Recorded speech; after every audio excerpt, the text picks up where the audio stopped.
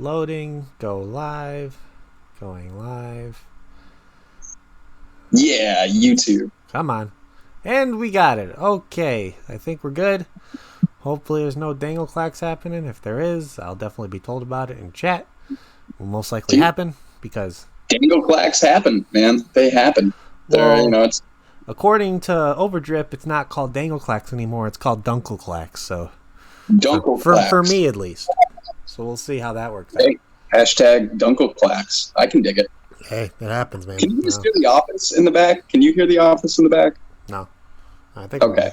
I think my girlfriend's watching The Office in the back. I can hear the opening theme song to the Office is just this like overly boisterous. I love it, but well, yeah, you can't really hate the opening to The Office. No, I absolutely love it, but the volume of the opening compared to the rest of the show, it's just. Well, yeah, it's like it's such a calm, soothing opening, and then you just get full of bullshit the rest of the show. Just obnoxious craziness. But I think that's what makes The Office such an original show, I think. I love The Office. We just saw the episode the other day where he meets, Ricky Gervais, however you say it, like from the UK Office. I haven't watched the UK Office. I don't think I ever have. I've tried. It's good, Is it just as funny as the regular?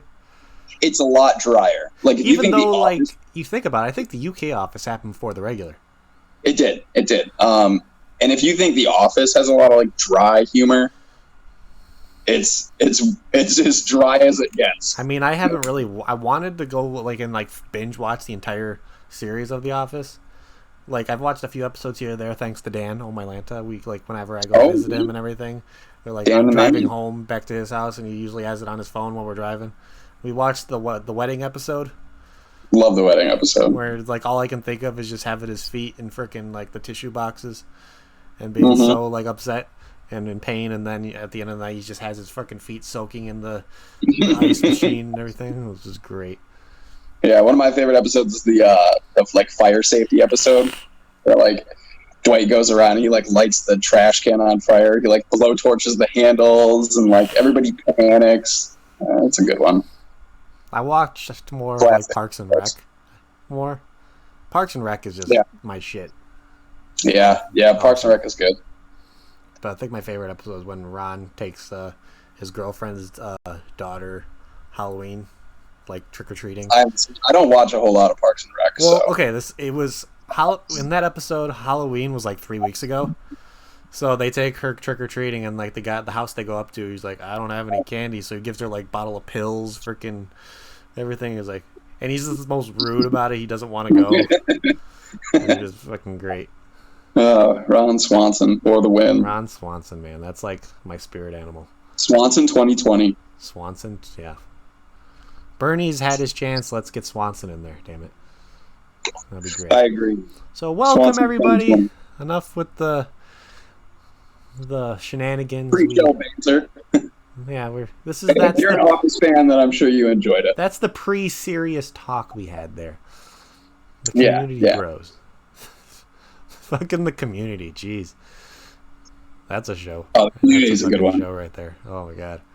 So welcome everybody. Welcome to another episode of What's Your Story. Obviously, you can see my lovely guest sitting that way to me, Mr. Logan Exhales, the king of the Twitter advocacy, I like to call him. I am no one's king. Hey, you're the one that's gotten so many other Stooges to do it, so I give you props for that. You've gotten Dan to do it, you've got so many other people to be active on Twitter, so especially when you've done the videos of how you should do it correctly and everything. I give you big props for doing that, my friend.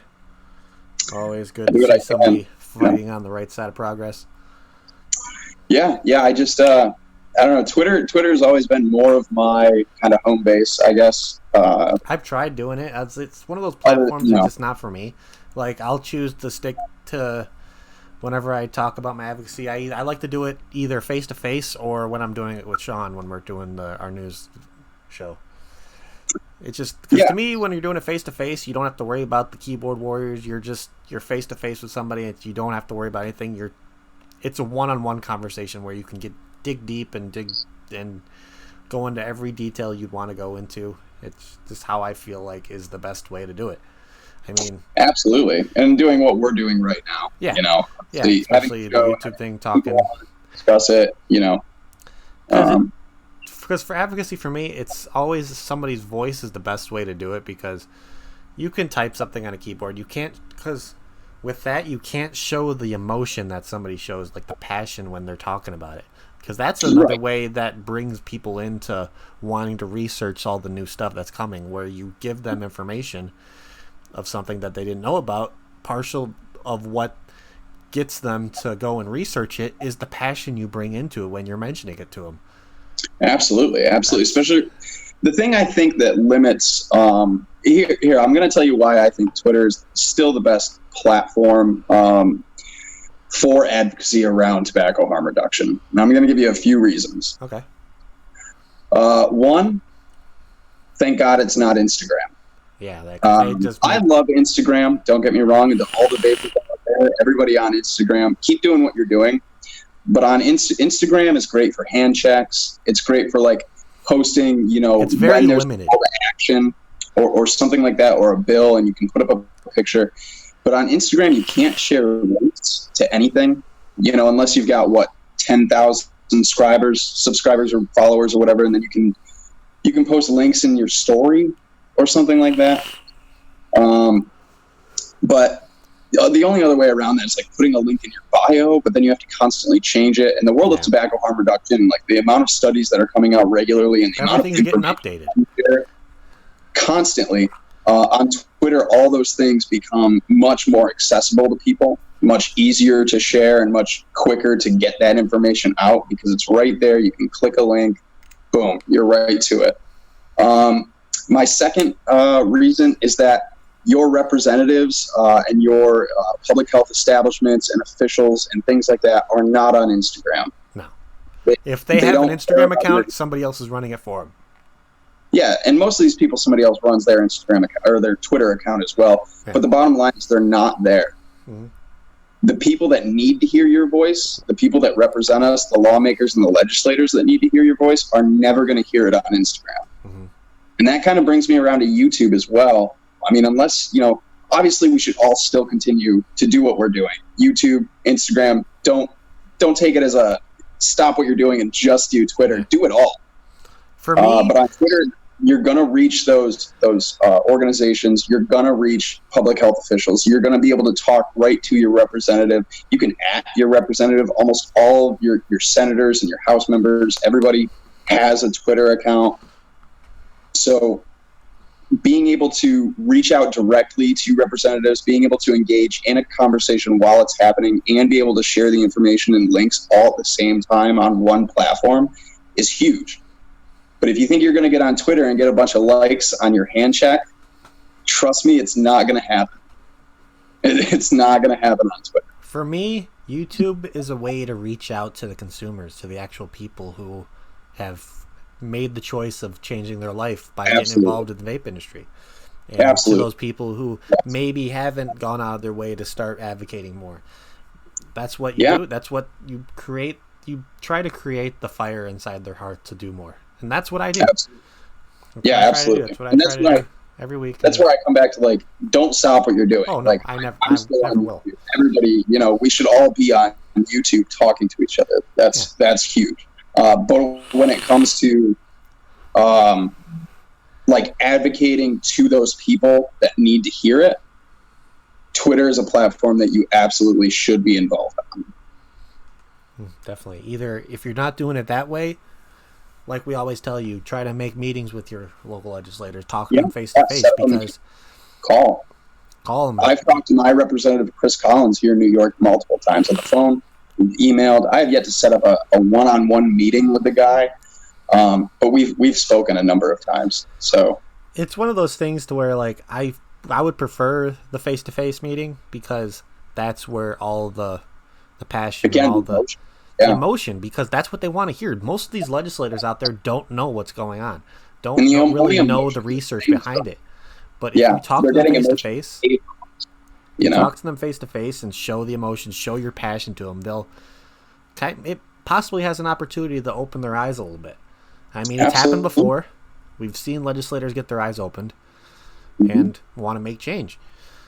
especially if you're a business owner. If you're a business owner or a shop owner, or like even if you're just a shop employee, where you've been there and you've changed people's lives coming through the door, absolutely set up a meeting and share those stories, with your representative. Because it's a sad truth, but you have a better chance of having a meeting with a legislator as a business owner than you do as just a regular everyday Joe Schmo for sure. out in the street. If you're a taxpayer and a business owner in their district, they will have a meeting with you. Definitely. There's a lot of shop owners who do what they need to do with advocating, but there's also a lot of shops out there who are not educating people, aren't doing the proper avenues to get people to learn about different safeties with industry, battery safety, all that kinds of stuff. Yeah. And that's just in the same category as all the advocacy stuff, because without that kind of safety, you wouldn't be seeing all this stuff on the news where people are blowing their batteries are blowing up in their pocket full of change or with their keys in there. You would. Yeah. And I mean, that's sensationalism. You know what I mean? When you're talking about, think of that right now we have an estimated about 13 million vapors here in America. You have to imagine that probably upwards of close to 1 million of them either own or have used a mechanical mod at some point. I mean, we've got a lot of old school vapors that have been vaping for a long time. They're not on YouTube. They're not, you know what I mean, in the public. They're just like, there's a hashtag. If you go on Twitter and you type in hashtag old farts vaping, I love this hashtag on Twitter. And it's amazing. It's basically 55-year-olds and up. Okay. And their stories and photos of them and, in shops holding up the I quit with such and such a flavor sign. Like, that's awesome. It's really encouraging. Yeah. And it's really cool. And you have to think a lot of these people too probably started vaping just like a lot of us, around our age years ago. So they own mechanical mods. They understand that. Well, when the industry first came around, mechanical mods were probably your only option. I mean, besides like a stick battery. Yeah, before the ego pens and everything. The next thing after the ego pens was mechanical mods because people were making them out of freaking flashlights. Yeah. That's where the word mod comes from. It's just modifying. You mod it up. Modifying an everyday use item. Yeah. So. Yeah. A little bit of words of opinions that you guys got, but let's get down to the meat and potatoes of why we're here today. We're here because we want to know a little bit more about the vaping journey of Mr. Logan Exhales right here. My first question to you, sir, is how long were you a smoker for? I was a smoker for 11 years. How old were you when you got your first cigarette? When you started smoking? I was 14 when I started smoking. Yeah, I was 14 when I started smoking. 2 packs a day. I was a party animal. So if we were drinking, we were partying. It was easily 2 packs. But yeah, for the most part, a pack a day. I was a Camel guy.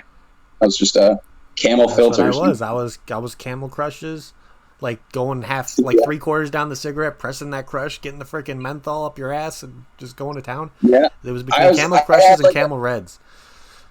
I had a weird 2-year stint with Newports, I guess. I had just a little bit of a love and hate relationship with Newports. Yeah. Like if a gas station didn't have Camel Crushes, I was getting a pack of Newports because I wanted my menthol.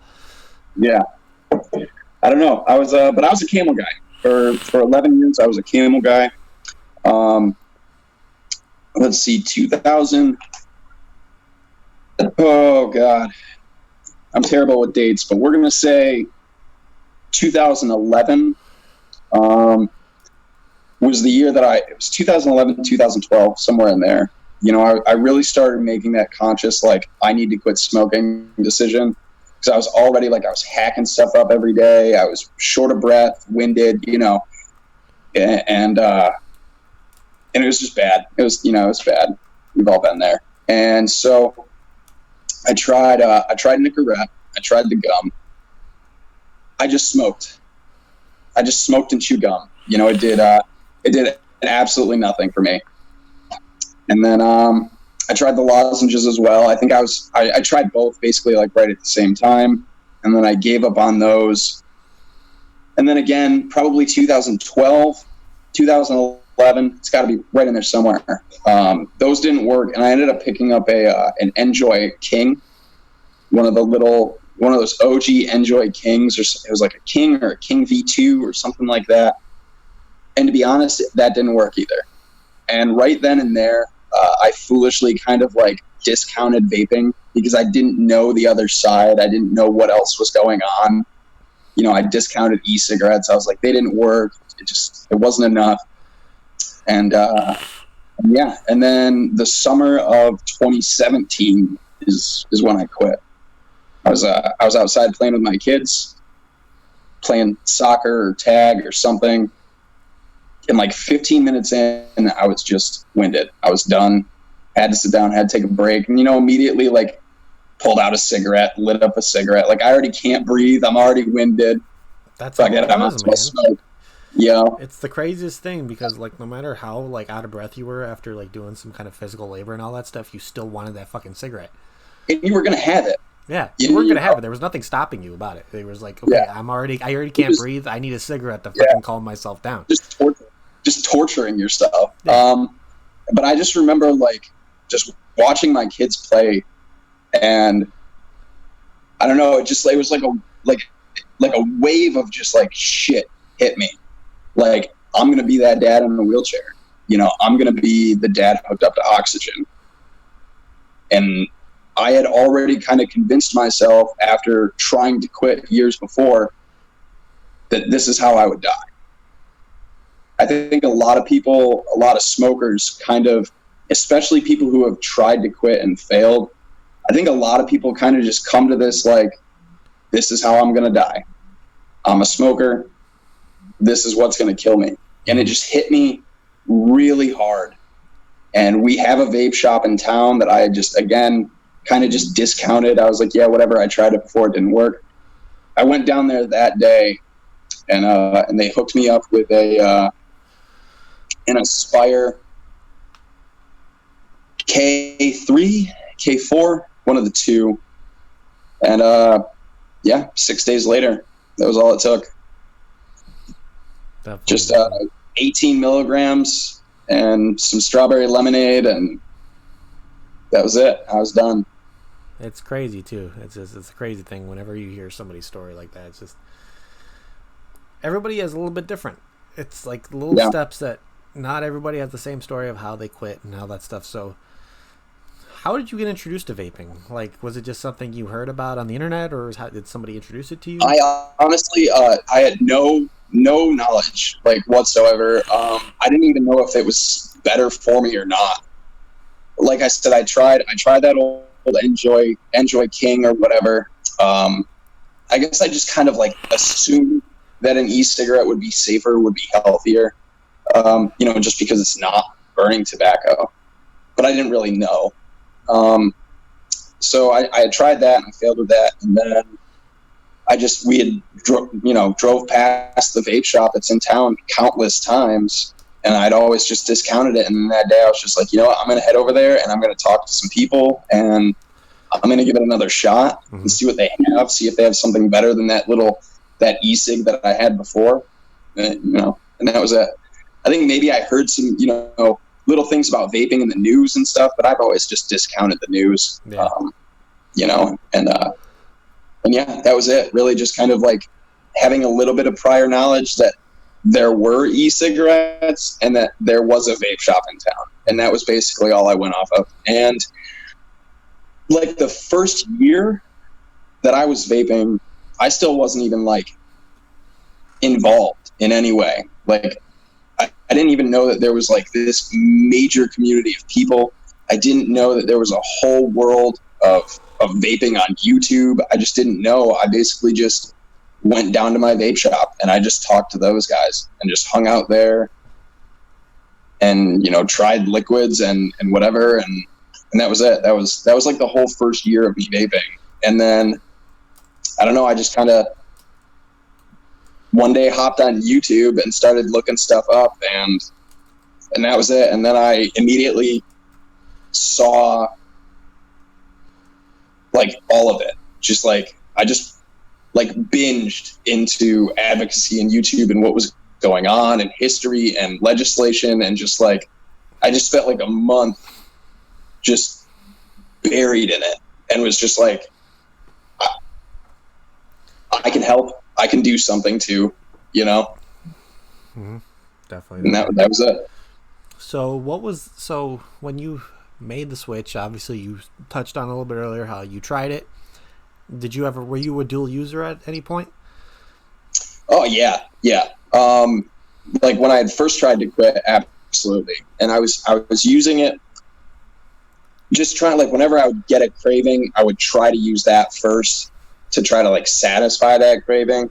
But it just never, I would always just end up smoking. You know, I tried it originally for maybe a week and a half, 2 weeks or so.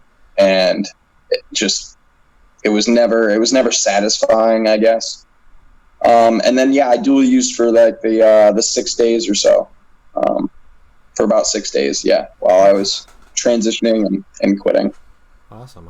So what was that setup that when you got it, it was like, okay, I don't need cigarettes anymore? Was it when you went to your... It was honestly, that was the only setup I had for a while. I quit with just that first setup, that Aspire K3 or 4, an 18 milligram strawberry lemonade. Did you have a realization to where you woke up one day? Because I'm trying to get people to see if they had the same experience I did, but waking up that one morning and not having a craving for a cigarette. Yeah. So the first full day, because the first day that I got it was real late. It was like 6 o'clock or 7 o'clock at night. And I used it a few times, but I kind of just smoked that night. And I was like, you know what? I'm gonna try to commit to this tomorrow. You know, brand new day, fresh start, whatever. And that first day, I remember I went from a pack down to like 7 cigarettes. By the end of that day, I had only smoked like 7 cigarettes, and I was already like, there's something here. You know, if I could the hardest things for me to get past were after meals, you know, anytime I ate, first thing in the morning, and basically at the end of the day. Everything in between, I like basically just instantly cut out. And then, yeah, over the course of those 6 days, you know, I was done. And then like a week later, I was like, holy shit, it's been a week since I've had a cigarette. Like, because I had it one morning, I woke up and like my first thing was to do is like, I went outside when I was like, when I was underage and like not able to get my own cigarettes. I used to go outside and find like my brother's freaking buds in the ashtray. That's how desperate I was for cigarettes at the time. Like because he used to smoke them for every, like there was like a quarter left of the cigarette. I used to go outside and freaking smoke that quarter, because in the morning that was some of the greatest feeling you could ever fucking get, is a cigarette in the morning right after you wake up. Dude, a cup of coffee and a cigarette in the morning was my ritual for years. Like, don't even talk to me until I've had a cup of coffee and a cigarette, you know? Yeah. It's like, and then having that realization to where, holy crap, I don't crave one, because you look at, because my starter setup was a Boulder Aerial Air, little pen, little guy, leaked like a fucking sieve. Yeah. It leaked at times on it, but it was still a fucking awesome setup, I think, because I felt myself lucky that I had a setup that was my first setup right off the bat, got me able to quit. And I'm the same way. Towards the end, I switched from cigarettes to hookah, and hookah is probably worse than cigarettes from all the research that's out there, because all the shit they have in it. And then, so when it's pretty close. I mean, I would have to look at, because there is a continuum of risk that you can look at for tobacco products. Hookah, I think, is in the upper echelon of cigars and things around that I level. I loved hookah so much. It was just like a ritual thing of mine. I loved it. I would go through like 4 shisas a day. It was insane. Whenever I went over, because on Friday nights, after school, used to be go over to my friend's house, play video games every Friday night, go to pick up like pizza joint, eat pizza, go back to house, play more video games, and just there's a hookah on the front table. We used to fucking chain off all night till like 1, 2 in the morning every single Friday night. And then I had my own like individual one that I used at home almost every single day. Yeah, I've never really gotten into hookah. I've known people that smoke hookahs, but It was never really, I guess, my thing. It always felt, I don't know, like too heavy for me. It got me to like realizing that holy Smoke crap, was there's just like, flavors out there that yeah, yeah, because that's what introduced me to having different. Because I was so used to like having right, like just a regular tobacco or a menthol kind of thing, and then there was like a random time where my brother actually ordered cigarettes from Europe, and he had like an apple pie cigarette that was holy shit, man! Like Now, unlike any other cigarette I ever had in my life, and I had like did one you of them. smoke Like when Camel had like their signature series that they had, and there was like Frost and Robust, and like I can remember getting the I think it was called Robust, and it was like a nuts and berries flavored cigarette, and it was so good. And then they shut it right down. They were like, no like flavor. even back then, we're like. We look at it now how we're trying to save flavors and all that. Like, even with back then, we were slowly getting introduced to flavored tobacco products. And then you go from, like, flavored cigarettes, you go to hookah, and then you realize, holy crap, the flavor options that are out there never end. That's Right. what, like, because, like, when I started vaping, it was a pink lemonade. And when I smoked hookah, my favorite flavor was a fucking pink lemonade. So it's like once I found... I'm a big lemonade fan. Lemonade vapes are usually my go-tos. Like once I found... Like when I wanted to quit hookah because the shit they were doing was so expensive. Like buying the freaking thing of the coals and everything was fucking crazy amount of money. I'm like, the people running that stuff just made huge amount of profit because you got to think about it. That stuff wasn't expensive at all to manufacture, but the profit margin on that stuff was insane. Yeah. You're just buying the little box filled with like the bag, and you just see the freaking tobacco sitting there with the juice all around it. Just opening that bag for the first time, just the nostalgia feel I'm having right now. And when you open the bag and just that freaking whiff of the flavor you're looking for was. Yeah, I was never really a big hookah guy. I mean, we used hookahs for other things. The shed time use. As Mr. James time. Frank would like to say, frames. I know you're in here. Very well versed in hookah shed time, but as far as shisha goes, it was never really my thing. I was just I was a smoker, man. I was a Camel filter smoker, just day in, day out, for 11 years. So when you made the switch and everything, and when you started vaping as like a regular kind of thing, where it's like you had no cigarettes anymore and everything, what made you want to go out there and do more about the advocacy side of it? What inspired you? Well, I've always, I just grew up like a punk, man. I've grown up just kind of being, an anti-government, anti-person, just my whole life, Anti-establishment or something. Yeah, just fuck it all. And so when I got into it and I kind of started seeing what was going on and I, feeling the effects of switching to vaping, knowing that this was better for me firsthand, and then seeing studies coming out, reading the studies, and then seeing, what the FDA was saying at the time and stuff like that. I was already very active on Twitter, so I kind of just got on Twitter at that point. I started following Greg Connolly.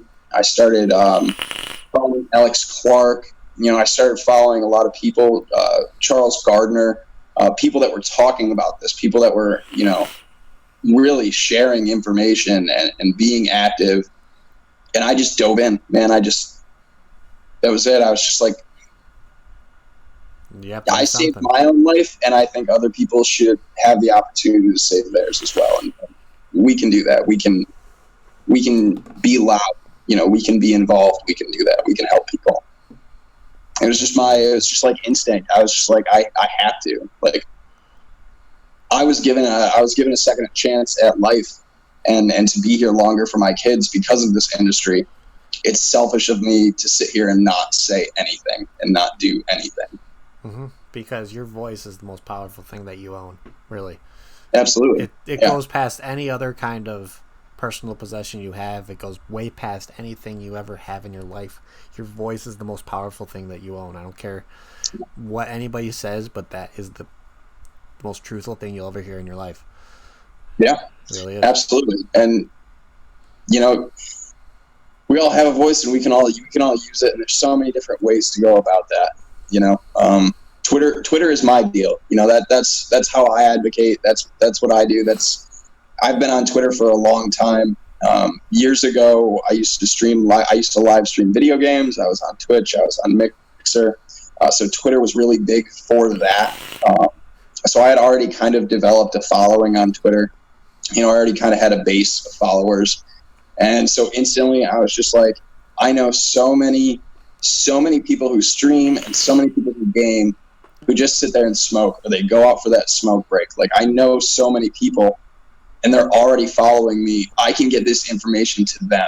Like, I can start here and I can build from this, and I can start helping people right now. That's awesome, man. That's a cool And thing. it was just like, it was no hesitation. It's crazy when you have like a social media platform that you just used for your own personal stuff, and then you found a passion in something, and then you decide to make a whole transition of, okay, I already grew a following of just people that I've interacted with on the daily life of social media, and you see in their everyday life where they're going through stuff that would, with the information that you've gotten, would benefit from the stuff you've learned, and you get the opportunity after growing that following to inform them and actually possibly create a change in their life that could possibly like save their life, like how the industry that we've gotten into. Yeah, and I mean, you know, when I had first started vaping, I was actually still streaming games and stuff at the time, and so a lot of people kind of witnessed my like week-long quitting, because I was streaming 3 or 4 days a week, and so I had a lot of people like ask me constantly, people who were familiar with me, people who were following me, and kind of watched me transition, and then watched me just like start talking about it, like just talking to people, you know, people that I was actually like actively gaming with, you know, take a break, Mike's got to go smoke, we'll all sit here for 5 minutes. So like I would talk to those people, I would talk to the people that I was talking to every day with anyway about it, and just like, hey, try it, like just try it. You have nothing to lose. You really have nothing to lose. I dropped $30 at the vape shop that day, that first day, and it was the best $30 I've ever spent in my life. Really is. Yeah. The $30 can save you millions of dollars too. Yeah, I mean, obviously I've spent save money with the a medical ridiculous bills. amount of money on vaping since then. Yeah. Just people like, once you get into the hobbyist side of it, and you know, just the say new goodbye to all your money. Just say goodbye to it. But it can be as expensive as you want it to be. You know, that's all. It's all on you. If you want to become, if you're interested, if you're a tinkerer, I'm a tinkerer. So the hobbyist side of it just drew me in really quick as well. Years ago, first and foremost, I used to be a skater, skater and guitar player. So like, you know, restringing or like working on a deck and getting trucks set up, like, you know, whatever. I'm a tinkerer. And then I worked at a watch shop years ago. Mm-hmm. So I really got to tinker with like small, tiny stuff. And then so like getting into the hobbyist side of vaping was just also really natural for me. Yeah. You know? So as we're talking about you the can hobby spend side, a lot of money. As we're talking about the hobby side of things here, I don't think we ever went off what we're vaping on tonight. So Logan, what the hell are you vaping on, man? Oh, I got a couple of things. I got a Dreamer. I got a white Dreamer with a Goon 1.5 and a little frosted tip there. Just some Jam Monster. Jam Monster sent me a shit ton of liquids a while back. Yeah, that's the blueberry. It's not bad. The apple's my favorite. The blueberry's my shit, man. Oh my god. The blueberry's good. They're all the basic Jam Monsters are good in my opinion. I just like the apple the best. Jam Monster's so hit and miss with people. Like, either you love it or you fucking despise it. Yeah, the only one I don't like out of like the basic Jam Monsters is the raspberry. I have the raspberry in my drawer. Don't ruin it for me, damn it. Okay. I've had the blackberry. I've had the. So you might end up loving it. Who knows? I didn't though. I didn't. Okay. I don't know the name of the e-liquid that's in here, but it's a raspberry lemonade in the Berserker 1.5 on a little LMC single box there. I've got the Tobino BF box from Wismec. I like this little squonker. Got some some Pacamama in there. Big fan of Charlie's. All the stuff that Charlie's does, I like. And I got a little Caliburn. Yeah, Caliburn. Awesome. So you got? That's what I got. Awesome. I've got a pod, I've got a restricted lung, an MTL, and a Cloudy Beast on a mech. So. I've got so much shit going on here. It's like I don't even know what's what anymore. But I think, let's see what I got. I got my SQ with the Hadley on top. And there I got some free range vapors, Bad Mother Clucker.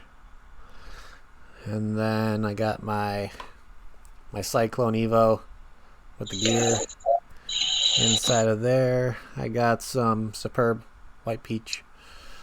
And then my Purge, my Enforcer stack. Yeah, that's dope. With, of course, Mr. Vinny, some deep cuts in there. Yeah. Is that the PB party? No, it's Cycle Crawler. It's my shit. It's so good. And then I gotta try that PB party, dude. Yeah, it just came out too. If you go watch the Green Room from yesterday, I did. I believe there's actually a coupon code right now to where you can purchase PB Party with 20% off. Yeah. If you go on Vinyl Vapor's website, Liv, I don't know if you have it, but if you can drop a link to Vinyl Vapor's website, that would be awesome because I love Eric. Eric's a great fucking dude. He does so much for this industry, and he's just a fucking awesome motherfucker. So if you're able to have that link, please drop that so people have the opportunity to use that coupon code that he gave out to people on the Green Room. I think everybody has the opportunity to go out and get some awesome juice, even if it's Dragon Shake, Cycle. I think he's Dragon Shake is awesome. He made an announcement today that he's out of Cycle Crawler in 3, so you have the opportunity to get possibly if you want something in a mouth to lung. Get some Cycle Crawler in his 12 or 18. I really want to try some of the Dragon Shake in 12. The Dragon Shake? Holy crap. I had it when he... Thank you, Liv. Thank you. Okay, so I had some of his Dragon Shake at MVE in New York when I went, and it was... Oh, my God, man. Yeah, I got to get some of that. In here, but he has... I think he has some Dragon Shake in... I think he's using the Cycle Crawler in 12 milligram in his... mouth to lungs right now, but the Dragon Shake in the mouth to lung is just awesome because like how he talked about yesterday where he makes the flavor enhanced because it's a 50-50, so he pretty much doubles up on the flavoring in there. So it's like there's some people that say it's actually more flavorful in the 12 milligram because the flavoring doubled. You get it right setup and it's just going to be, I'm sure it's just going to be bomb. So you guys, if you haven't tried anything from the Deep Cuts line, go over to his website, use the coupon code GREENROOM for 20% off on PB Party, or just get any of his other stuff. I'm dropping bottles all over the place because it's so damn good. Throwing it everywhere because it just needs to be everywhere. Just fuck this, that, and get this stuff. Finally, my last setup. Always a huge shout out to two of my favorite people on this planet, Miss Ruby Room and Josh the Hand. I've had a little bit of issues with my Monarch, and they've been the most awesome people in the world to fix it twice for me because there's been a little issues with the resin and all that stuff, and things have broken off, pieces have broken off. But Josh is a master with glue, and he's a master with putting things back together. So I finally have Tormund back in my hand. Nice, very nice. On there.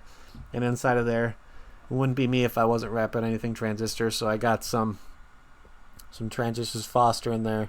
To me, James is gonna yell at me or something, but this is honestly, to me, this is the best banana flavor out there right now, in my opinion.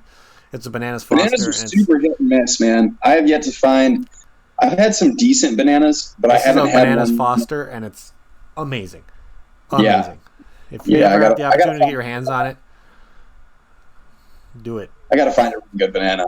I've tried some banana custards, like some banana pies. I always get whenever I get a banana flavor. I've had two good things happen with banana flavors. One was a banana cream pie by like a local company that I really liked. I think it was Four Sins. I think it was. I don't know if they're still around or not. They were just like they were a company that grew out of like a shop and everything. Like they were only available in one shop, and then they kind of grew into like going to like local expos. But I don't know if I don't even know if they're still around anymore. but they had a banana cream pie, which is phenomenal. And then when I started like getting involved with Transistor and all that stuff, yeah, see, I knew James was going to yell at me about it because Boule Bolu for the win, yeah. When I started getting involved with Transistor, I tried Foster, and I thought this is the only banana flavor, in my opinion, that I need because it's that damn good.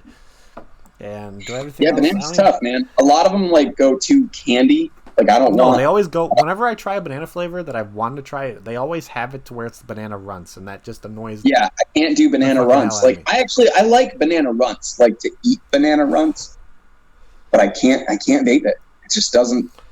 There's some things that I enjoy regularly outside of vaping that when I try to vape it, it's not the same. It's so weird. Yeah. That's what's so crazy about this industry with different flavors and all that stuff. There's stuff that you didn't enjoy on the regular, but then when you try to vape it, you love the shit out of it. Yeah, it's that crazy. I'm not a big dessert guy either. I'm not a big dessert vapor. Yeah, like for me, I don't really eat much desserts. Like my mom's a baker, so she bakes things all the time and wants me to try it. I always say no, I don't want it. But then I'm sitting here vaping a fucking bakery flavored or any kind of dessert flavored e-liquid. It's insane. And I think I don't the reason for that is because it takes the craving of actually wanting to eat it away from me because I'm vaping it. It's still a weird thing, but hey, whatever. And my girlfriend is an excellent baker, and she bakes all the time. And it's just one of those things. Like I'm the person that would just rather have a piece of vanilla cake than vape a vanilla cake. Like I don't know. That's just me. Like I'll take pride into my gut getting larger from like drinking beer, other than eating just a bunch of desserts all the time. I'll take more pride in that because I love beer. It's one of my favorites right now. Just because I have another show to do later on, and I didn't want to be like drunk, basically, like just to drink a whole bunch of beers through all the shows. That's all I do. That's all I like. If I had a passion behind something that was just almost as high as vaping, it would be the beer industry, the craft beer industry. I love beer. I don't know what it is. It's kind of the same avenue as vaping a little bit. It's because there's so many things you can do with it. There's so many different flavoring. It's like making e-liquid. It really is. Like if I had from how involved I've got with enjoying craft beer, like a bucket list thing would be to open my own brewery. That'd be awesome. And just having the money to actually invest in to do that and have a brewery where I can have the stuff made and back, have a tap room to where all my beers are on tap and everything, all the seasonal stuff and everything like that, and then have a restaurant involved in that where we're incorporating that beer into the food. That would be an awesome thing that would... Yeah. Like I see it all the time. I've been to places like that, and it's just like, yep, I can see myself doing this for a lifetime thing. Yeah. I was talking to my girlfriend a while ago about it'd be really cool to open up like a really small batch local like brewery bar, not like a bar, but like a brewery where you could go for tastings and stuff / vape shop. And if we weren't into all the regulatory crap that we're under, and and you had a good, not necessarily ISO certified clean lab, but a clean facility that you could make your own e-liquid, to literally design e-liquid to be paired with the beers that you also craft. Cool. On that same topic, there's actually some vape shops out there that are like half vape shop, half bar. Yeah. I know there's one in, what was it? I think there is one in Ohio. No, it's like in the St. Louis area. Yeah. St. Louis area, there's one. I know there's one around Florida. There's one in Florida that's a bar / vape shop, and I think that's an awesome thing to do, because you think about it, the bar scene is the perfect place to get somebody introduced to vapes. Even though you have to kind of worry about them being drunk, that's the only downfall I see. You're gonna have to try to... Well, that's where you just have to be. I think that's where it comes into like being a responsible, like I said, not really like bar, but like small craft like tasting place, like where you wouldn't be able to buy a 24 ounce or a tall. You know what I mean? You would just get like flights, 4 or 5 ounce flights, stuff like that, and have like a tasting place, where you could pair, and you would get like a little 4 or 5 ml like bottle of e-liquid on to go with each flight or whatever. Like something like that would just be cool to me. Like, yeah, that's where you could go and literally that would like be something that if there was something in my area that did that, I'd probably be there at least once a week easily. Sit down, go in, pick drop like $30 or something. You get like a four selection beer and e-liquid pairings and like a little thing of cotton and stuff, and you could just sit there and re-wick, drip, try beer that pairs with it. Like, to me, that would just be endgame. Awesome. Like, hire me, I'm there. I'm there. Yep, I'm quitting my day job. I'm working there. Screw this shit. Yeah. Sorry, honey, that my pay cut is going to be huge, but it's fine. I may be getting like an 85% pay cut, but look at this shit. This is fucking great. Yeah, but look at this. Yeah, absolutely. Yeah, that would be endgame setup. There's a question in chat that I wanted to touch on a little bit. Breeze Tones deleted earlier, but he reposted it because I asked him to, because this is something I think we can touch on a little bit, and we both have different opinions on things, and I think this would be a good opportunity to touch on it a little bit, because Mr. Breeze Tones, I love him to death. He's one of my favorite people on this planet. He does a huge thing for the Australian advocacy game. I love Adam, and I would love it, Adam. I see you on Twitter from time to time. I'd love to see you on there just a little bit more, because you have so many good things. To encourage him a little bit, X1 in chat if you think he should be one of the coming up guests on What's Your Story. I think the world needs to hear more about Mr. Breeze Tones and how he got involved in the vape industry. So X1 in chat if you think Breeze Tones should be a future guest on What's Your Story, because I've been wanting to do it. I want to do it. I know the time difference is different, but I've seen him be on freaking Jay's show with Weekend Wisdom, so I know you can do it. Damn it. He can do it. He'll do it. Adam will do it. He's a good guy. I know. Adam's a fucking great guy. I love him to death. Yeah, so there's a question he posted earlier I wanted to touch on a little bit. Where is it? Scroll up. Okay, here it is. So he posted this question. A top-level vape company person there in Australia, he was hugely important to their advocacy efforts, has stepped away from doing it.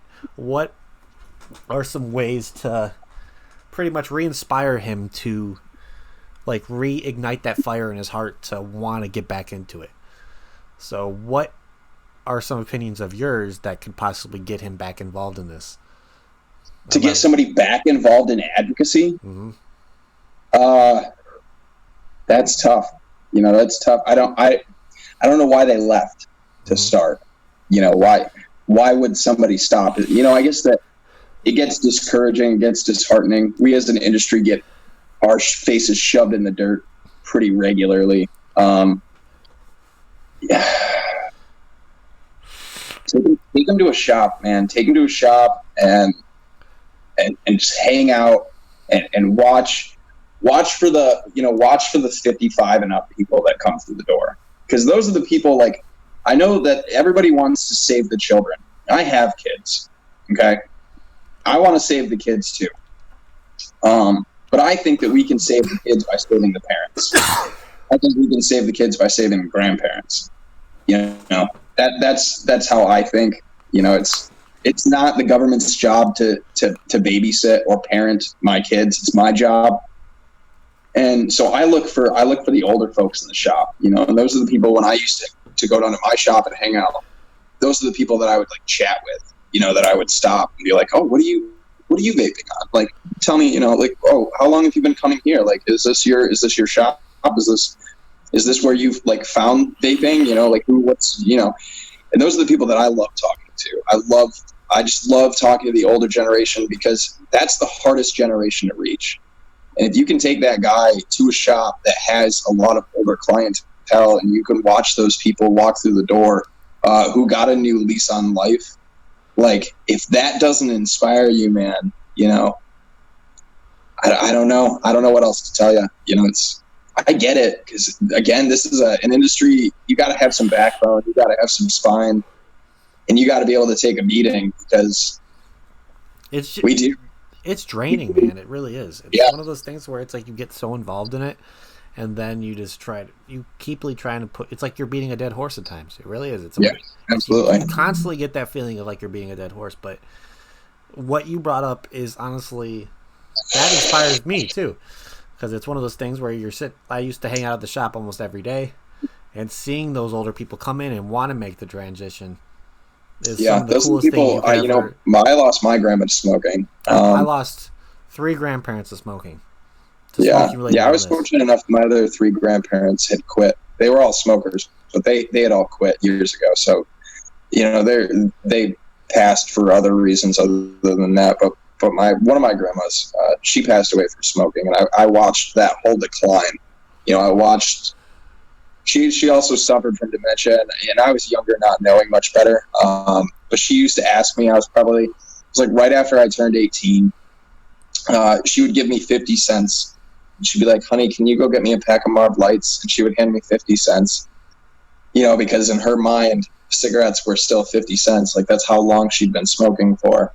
And, it's one of those things. But one of the things that I really look at is cognitive impairment, early onset cognitive impairment, schizophrenia, things like that, and the effects of nicotine for those people. And when you look at the majority of people with mental illness, as far as cognitive impairment goes, almost 70% of them are smokers.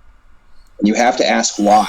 And it's because of the cognitive boosting effects of nicotine. And these people are basically self-medicating their brains with nicotine. Now, obviously, it's a trade-off because they're just wrecking the rest of their body. But they're getting the nicotine through smoking, and they're just self-medicating. Through smoking, they're getting these brief moments of relief, of clarity, and it's just one of these really sad things where it's like we have an opportunity to do so much more for these people and provide them with such a cleaner form of nicotine that they can get used to, that they can be accustomed to, because it is like smoking. It's not like chewing a piece of gum or having a lozenge or something where you don't have oral fixation, you don't have olfactory, you don't have visual stimulation, things like that smoking does, and that's what vaping provides as well. It's one of the reasons why it's so effective. But that's one of the communities that I really look at, and one of the fields that I kind of really pay attention to, because I watched that happen. I watched my own grandma basically self-medicate through smoking to try to keep some of her brain function, just try to keep her sanity, her clarity. And you would see that she would light up a cigarette, and after a couple of drags, there would be like a moment where she was just like,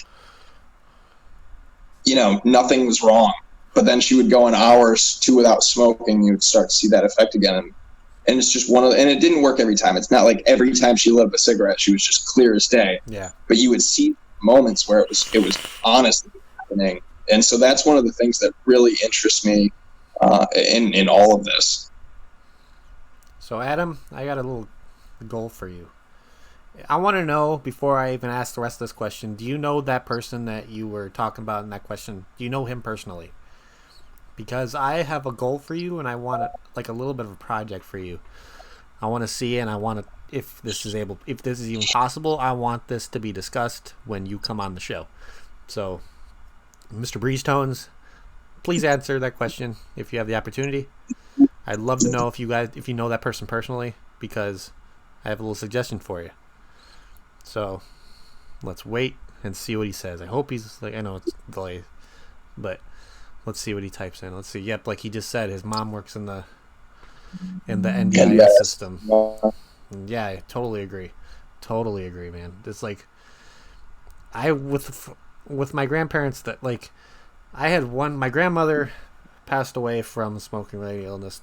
I would say she was the strongest to what the illness was, because she smoked until the day she died, pretty much. I remember when she was on oxygen, she would take her oxygen mask off and light a cigarette. And you know how fucking bad that is. I remember... you know how dangerous that is in general? I remember seeing back at her house, there's fucking scorch marks on the wood floor because she almost blows herself up. And I just wish, we all have that moment to where we all have grandparents who used to smoke because it was such a big thing back then, where I feel like 1 out of 2 people's grandparents smoked in the day of their life. Yeah, I mean, if you just go back to even in the 60s, 40% of men smoked. that's huge. I mean, that's literally, I mean, not quite literally, but we're almost approaching half of all men in the U.S. smoked. I don't have the percentage of women in the 60s right off the top of my head, but smoking, women smoked almost just as much as men did. Unfortunately, a lot of the smoking back then, especially with veterans, you look at just about any old veteran, they smoke. The Army literally used to ration cigarettes. Here you go. Smoke like back Charlie. in World War II and stuff, the military used to have relationships with the tobacco companies to get shipments sent out to people at war, because that's one of the things where they considered it a necessity when they were out on the battlefield. Yeah, I mean, those soldiers had to, what they went through. If anybody was like, I don't know why they smoked, like, you're an idiot. Like to those people who were out in World War II and all that stuff, or like the Vietnam War, I would be the first person to say, get that fucking person a cigarette right now. Yeah, get the guy a goddamn cigarette. Get this fucking guy a cigarette. Yeah. Okay. So Breeze don't answer the question. Yes, he knows him personally. So I have a little goal for you, sir. I'm gonna look right at the camera for this because I'm talking to you directly, Mr. Adam. I want you, if there's any vape shop near you that you know of that has a local, like an older, I would say like an older consumer base to their shop, bring them in there, hang out for like an hour or two during a time to where those older people are going to come in, watch him. Right after church. Yeah, do it on like a... Right after church. Do it right after church. 2 o'clock, 2 o'clock on a Sunday. 1 or 2 o'clock on a Sunday. Take them in there. Watch those older people, the elderly, look at their excitement on buying vapor products. Look at their excitement on trying a new flavor. Get a new atomizer. Get a new mod or something. Heartwarming things. Yeah. Show him the excitement they get off of what they're doing and the choice that they made to change their life. Even it might be later in their life, they're still trying to make the change. So I want you to make a goal to yourself. Take him to a shop that does that. Let him see it for himself. And I think that might be something that could possibly change his mind. That could possibly be something that relights the fire in his heart to want to start doing more. Looking at those people look at us, how we're still in the younger community and having that option to, before any of these problems happen, to go out there and want to change our lives. But showing them that there's people that smoke for 30, 40 years plus, possibly in the 50 to 60 year plus, and still want to go out there and make that change themselves because they know they want to be there to see their grandchildren walk down that aisle to graduate school, want to see their grandchildren go to college and see the success. That is something in my eyes that I think would relight that fire in his heart. Yeah, anytime that you see a 79-year-old, cute as a button, little old lady, checking out different e-liquids and stuff, and just talking to a guy at the shop, if that doesn't just like warm your heart and soul, I don't know what to tell you, because not only are these people, some of the most hardcore smokers in the country or around the world, wherever it is, that have been smoking 30, 40 years. These are the people that struggle absolutely the most to quit. These are also the people that are as disconnected from technology as any other, age demographic. And for them to be able to figure this out and have such a drive to get off those cigarettes, like that, it's one of those things that really caught my attention, caught my eye. And like, I applaud everybody who smoked I smoked for 5 years and I quit with vapor products. Great. Like, everybody who has quit successfully with vapor products, great. I applaud every single person out there, but the community that I really, truly respect the most are those senior citizens, are the people that smoke for like 40 years. The guy's 72, and he finally quit smoking thanks to whatever he found, thanks to his candy green apple, e-liquid in his little mouth-to-lung Nautilus tank or something. Like, those are the people that I'm just like, fuck yeah. Like, if those people can do it, anybody can do it. Okay, Adam, I know you're still listening. I want you to mark your calendar for this. Saturday, my time, August 31st. talking to you. 35 years. Adam, you are the inspiration. Pay close attention right now. Yeah. August 31st, my time. So that is going to be, I believe, on a Sunday for you. So September 1st. I want you to mark down your calendar.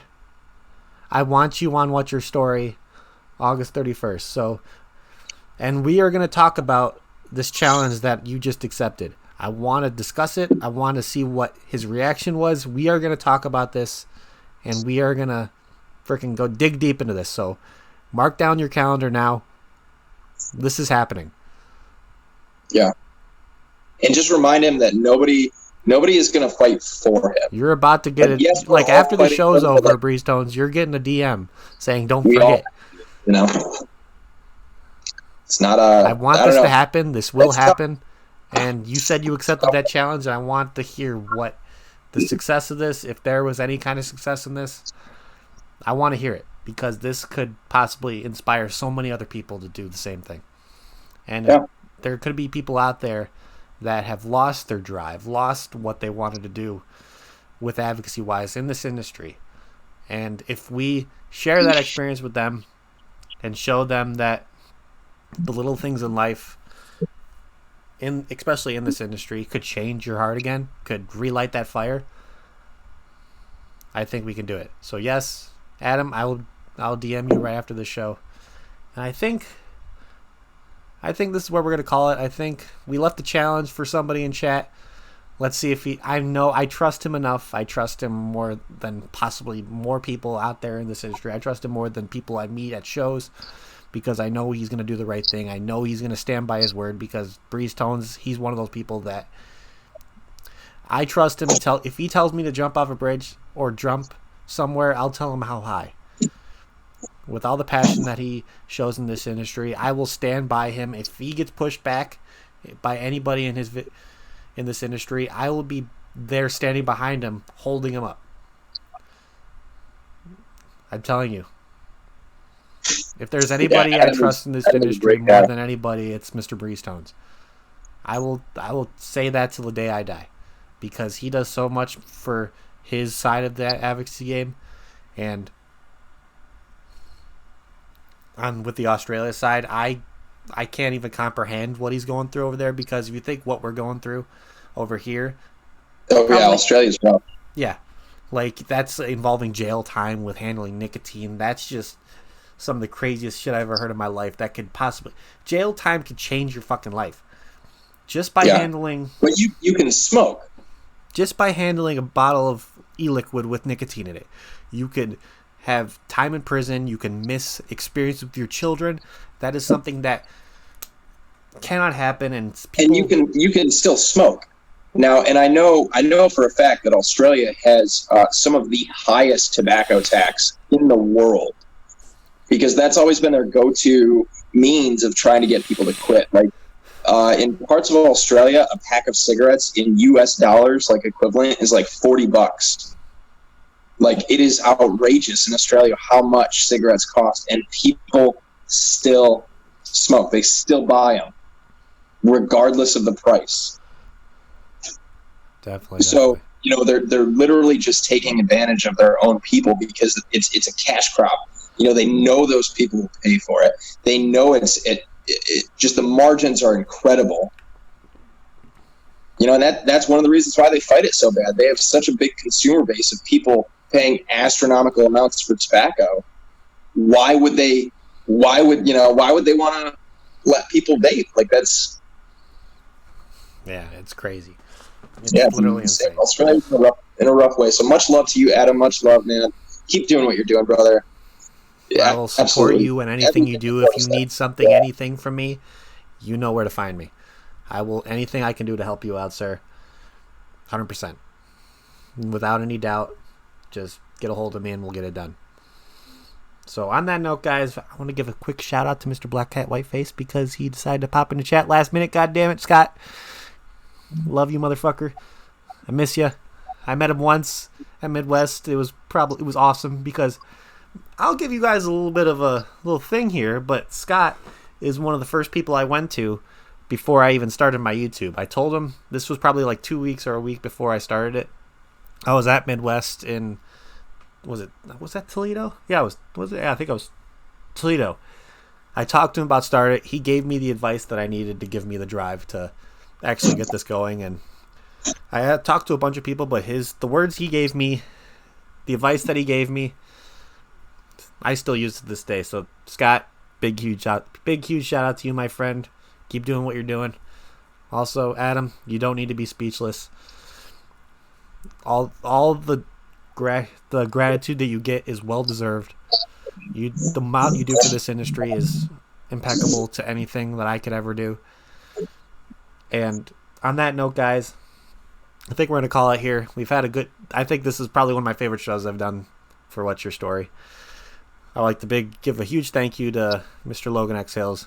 If you're not doing anything, go check out the show he has going on. Probably, like an hour and a half from now.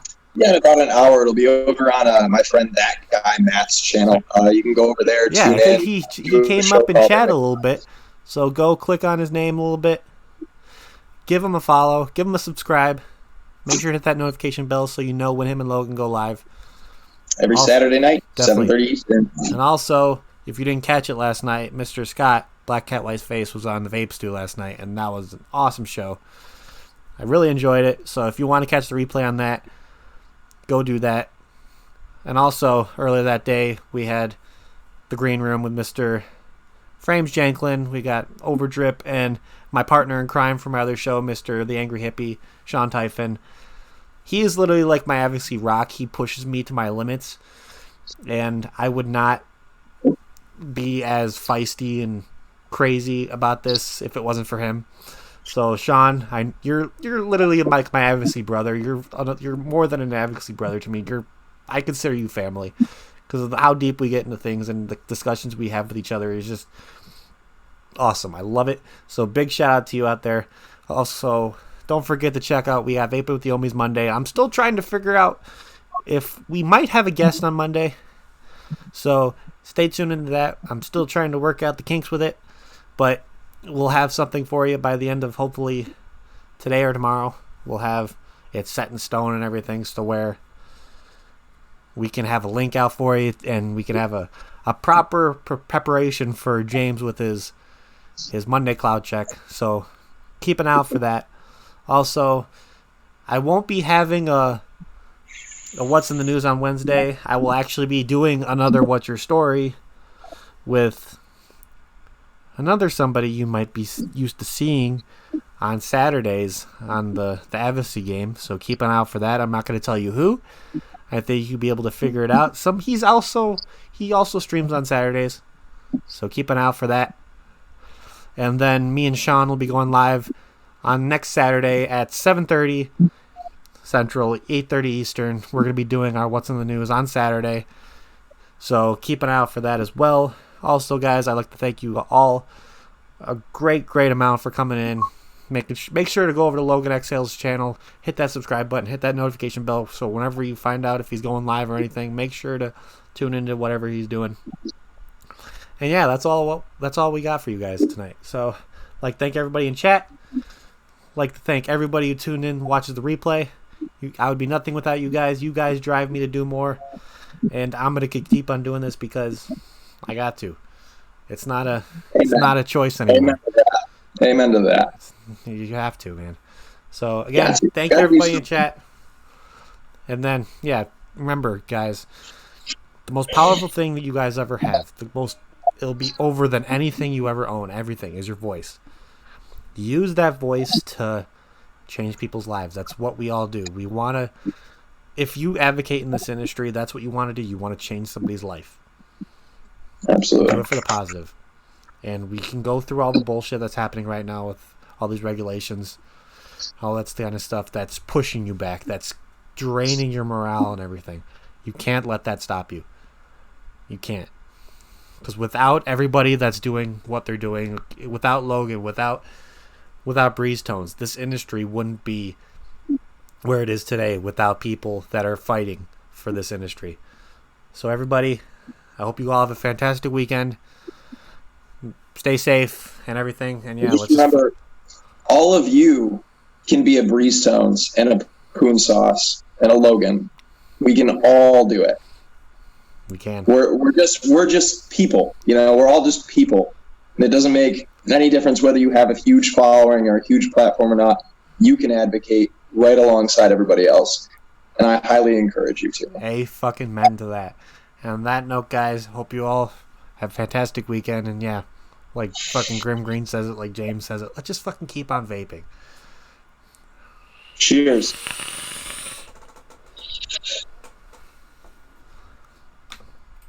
End stream. Ah!